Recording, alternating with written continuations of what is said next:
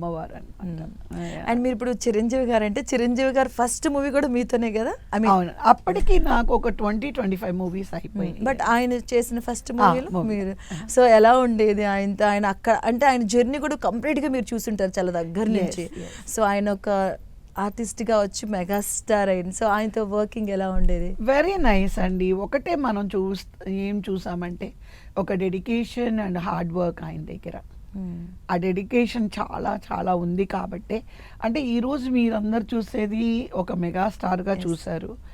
కానీ ఒక మెగాస్టార్ అవ్వడానికి ఆయన ఆ జర్నీలో ఆయన ఎంత స్ట్రగుల్ అయ్యి ఉంటారు, ఎంత కష్టపడి ఉంటారు. ప్రతి మనిషి సక్సెస్ అనేది ఓవర్ నైట్ ఎవరికి రాదు. అలా రాదని నేను అనుకుంటున్నాను. వచ్చిన వాళ్ళు కూడా ఎవరు లేరు అలాగా.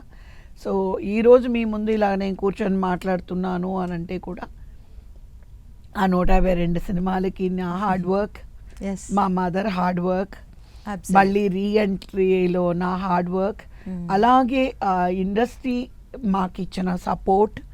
ప్రతి ఆర్టిస్ట్కి ఎవరైనా తీసుకోండి మీరు ఒక సక్సెస్ ఏమంటే మనం it is not a single out. నేనే అని నేను చెప్పను, లేదా చిరంజీవి గారు నేనే అని ఆయన చెప్పలేరు, ఎవరు చెప్పలేరు. ఇట్ ఈస్ ఒక producer, director, it is a kind of ఒక టీమ్తో కూడుకున్న పని.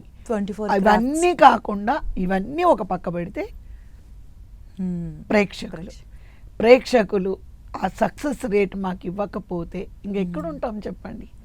సో ఇదంతా ఒక ఎత్తు అయితే ప్రేక్షకులు ఆర్టిస్టులని ఆదరించడము, వాళ్ళకి సక్సెస్ రేట్ ఇవ్వడము, వాళ్ళు ఇంకా ఒక 4 సినిమాలు చేసేలాగా చేయడానికి దోహదపడింది డెఫినెట్గా ప్రేక్షకులని అంటాను.